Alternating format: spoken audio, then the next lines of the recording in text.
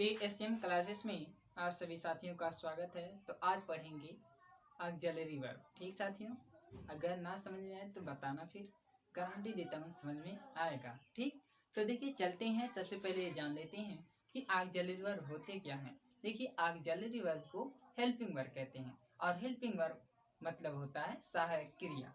ठीक साथियों, अब देखिए पहले जान लेते हैं कि लिंकिंग वर्ब। इसके पहले मैं वीडियो में पढ़ा चुका हूँ, तो सबसे पहले लिंकिंग वर्ब पढ़ लीजिए, उसके बाद ऑक्सिलरी वर्ब। तो देखिए साथियों, अगर नहीं पढ़ी है लिंकिंग वर्ब की पिछली वीडियो तो उसमें देख लीजिएगा। ठीक साथियों, सबसे पहले चलते हैं तो देखते हैं जो कहा गया है। जो आपके लिंकिंग वर्ब होते हैं इज, आर, एम, ठीक साथियों, वाज, वेयर आदि, ये आपके लिंकिंग वर्ब होते हैं। तो कहा गया ये अकेले प्रयोग ना होकर, ठीक साथियों, अकेले प्रयोग ना होकर किसी अन्य क्रिया के साथ प्रयोग करते हैं तो उसे ऑक्सिलरी वर्ब कहते हैं।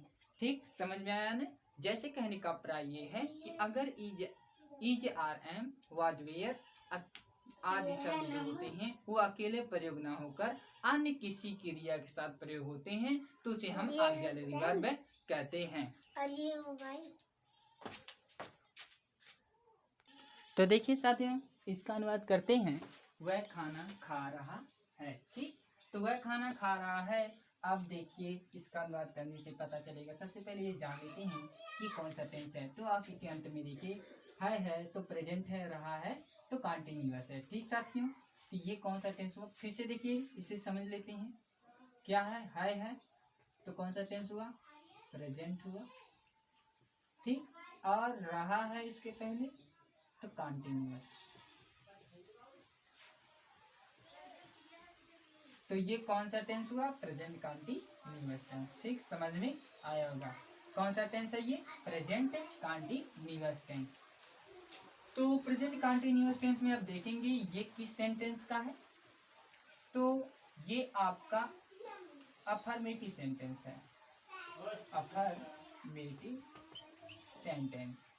कैसे पता चला कि अफर्मेटिव सेंटेंस है, क्योंकि देखिए यहाँ साथियों पूर्ण विराम है और इस वाक्य में कहीं नहीं है। इस वाक्य में कहीं नहीं है। देखिए नहीं है, कहीं नहीं है, इसका मतलब ये अफर्मेटिव सेंटेंस है। ठीक, तो इसका अनुवाद करते हैं, समझ में आया होगा। ठीक, तो अब जान गए ये प्रेजेंट कंटिन्यूअस टेंस है। प्रेजेंट कंटिन्यूअस टेंस में अनुवाद करते समय देखिए अफर्मेटिव सेंटेंस है साथियों। अफर्मेटिव सेंटेंस का अनुवाद करते हैं। देखिए अफर्मेटिव सेंटेंस में कर्ता सबसे पहले होते हैं, आप सभी को पता है। तो देखिए इसका अनुवाद क्या होगा, वह अंग्रेजी ही, वह एक वचन है इसलिए इज लगा। और उसके बाद इज लगने के बाद देखिए खा रहा है तो ईटिंग। ठीक, द फूड। ठीक, अब समझ में आ रहा होगा। अब देखिए यहाँ ईटिंग क्यों लगा, क्योंकि ये कंटिन्यूअस है। जब भी कंटिन्यूअस रहता तो मेन वर्ब में आईएनजी लगता। तो मेन वर्ब ये आपका है तो मेन वर्ब में आईएनजी लगाया तो ईटिंग हो गया, ईटिंग द फूड। ठीक, समझ में आया होगा। तो देखिए साथियों दूसरा अनुवाद, चमक आ रही होगी वीडियो पे क्योंकि लाइट नहीं है साथियों, चमक आ रही, कोई दिक्कत नहीं। ये दा लिखा है, ठीक, और ये लिखा है। ठीक, तो इस वक्त मैं पढ़ता हूँ, मैं एक पत्र लिख रहा हूँ। तो देखिए इसका अनुवाद, ये भी आपका कौन सा टेंस है, प्रेजेंट कंटिन्यूअस टेंस। कैसे पता चला, हूँ है तो प्रेजेंट है, रहा है तो कंटिन्यूअस टेंस है। फिर प्रेजेंट कंटिन्यूअस टेंस में अफर्मेटिव सेंटेंस है। कैसे पता चला, क्योंकि पूर्ण विराम है और वाक्य में नहीं कहीं नहीं है। इसका मतलब ये आपका क्या है, अफर्मेटिव सेंटेंस। अफर्मेटिव सेंटेंस में कर्ता कहाँ होते हैं, सबसे पहले होते हैं। तो इसका देखिए साथियों अनुवाद क्या होगा, मैं का अंग्रेजी आई। अब देखिए आई लिखने के बाद अब देखिए क्या होगा, हूँ का अंग्रेजी आप जानते हैं क्या होता है, एम। ठीक, लिखना का आप देखिए तीसरे नंबर पर जो रहेगा कंटिन्यूअस में वही आपका मेन वक्त, तो इसमें ना जोड़ेंगे। लिखना का अंग्रेजी राइट, राइट के फर्स्ट फॉर्म में आईएनजी लगाते हैं तो राइटिंग हो जाएगा। और उसके बाद क्या लिख रहा है, एक पत्र लिख रहा है तो ठीक, समझ में आया होगा। तो मैं का अंग्रेजी आई हो गई, वो का अंग्रेजी एम हो गई, लिखना का अंग्रेजी राइट, राइट में आईएनजी लगाया क्योंकि ये कंटिन्यूअस है तो राइटिंग हो गया। एक का अंग्रेजी पत्र का अंग्रेजी लेटर। ठीक साथियों, समझ में आया होगा। तो यहाँ देखिए साथियों, इसका अनुवाद करते हैं। हम सब गीत गा रहे हैं, ठीक। चमक आ रही वीडियो साथियों, लाइट नहीं है इसीलिए, मोबाइल की लाइट से चल रही है लाइट, इसी वजह से चमक आ रही है। कोई दिक्कत नहीं साथियों, गारंटी देता हूँ आएगा समझ में। ध्यान दीजिए इसे, ठीक। बने रहिए वीडियो में साथियों। देखिए हम सब गीत गा रहे हैं, तो यहाँ देखिए पूर्ण विराम है, इसका मतलब और इस वाक्य में कहीं नहीं है, तो ये आपका अफर्मेटिव सेंटेंस है। अफर्मेटिव सेंटेंस में कौन सा टेंस है?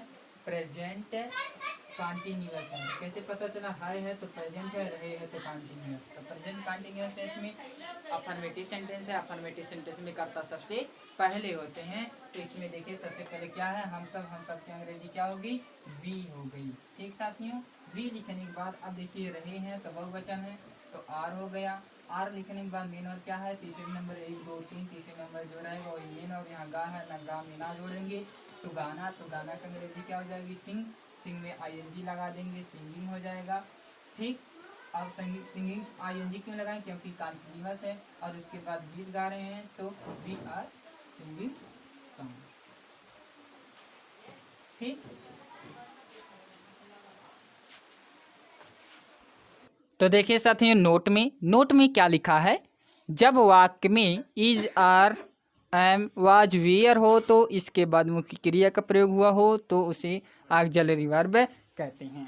तो यहाँ देखिए ये नोट में मैंने क्या लिखाया? जब वाक्य में is, are, am, was, were हो तो इसके बाद मुख्य क्रिया का प्रयोग हुआ तो ऑक्सिलरी वर्ब कहलाता है, ठीक साथियों। तो यहाँ देखिए इज के बाद मुख्य क्रिया क्या है? इट में आईएनजी लगा तो ये आपका ऑक्सिलरी वर्ब हुआ। यहाँ क्या है मुख्य क्रिया? मतलब यहाँ साथियों इज क्या है? यहाँ लिंकिंग वर्ब है। लिंकिंग वर्ब के बाद जब मुख्य क्रिया प्रयोग हो आपका ऑक्सिलरी वर्ब। यहाँ क्या है? Linking verb. लिंकिंग वर्ब के बाद मुख्य क्रिया प्रयोग होता है। कहने का प्राय ये है साथियों, जब is, are, am, was, were आदि के बाद मुख्य क्रिया का प्रयोग होता है तो समझ जाइए वो आपका ऑक्सिलरी वर्ब है। समझ में आया होगा साथियों? तो समझ में आया होगा। अगर वीडियो अच्छी लगी हो तो लाइक कीजिए, चैनल पर नए हैं तो सब्सक्राइब कीजिए, कमेंट कीजिए साथियों। यस, ठीक। अगर समझ में आया होगा तो इसका स्क्रीनशॉट ले लीजिए।